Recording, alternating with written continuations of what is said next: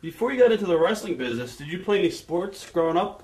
Basketball, high jump, and a 50-yard dash, and a couple others at this point in time that I've been bumped on my head so many times that I can't remember. So were you a wrestling fan growing up too? Up to a point that I was. My sister and I used to go skating when my mom would go to wrestling matches in Hattiesburg, Mississippi.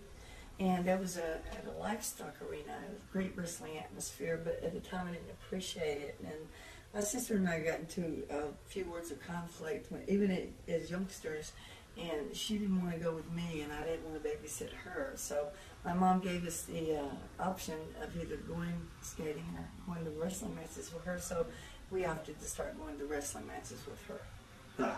Now, when did you actually say to yourself, oh, I want to do this, I want to be a wrestler? First time I went to a wrestling match, and I watched what everybody was doing.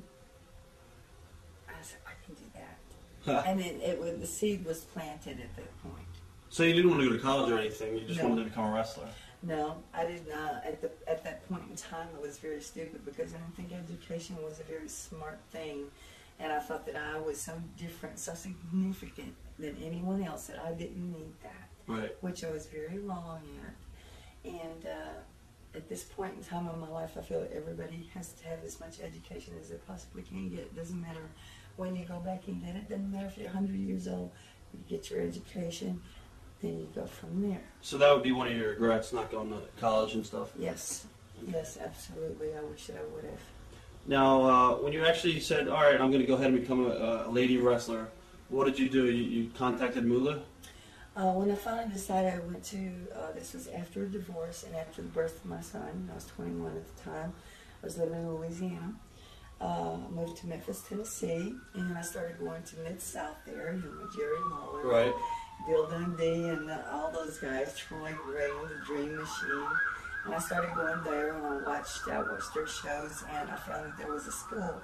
Well, I had a roommate, his name was Sweet Daddy Bobby Lyons, who was a wrestler, and another girlfriend of mine, her name was Diane Spencer. And we were putting all our money together and then having a nice apartment and everything. So unbeknownst to Bobby, my roommate, who was a wrestler at the time, unbeknownst to him, I snuck behind his back and I went to a school that Butch Moore had in Memphis. And I went in there with $500 in my hand.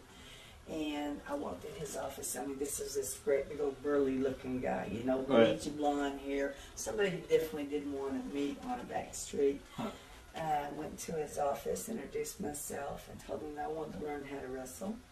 He got up from behind the desk, come around, and looked right in front of me, looked into my eyes, and he slapped the living hell out of me.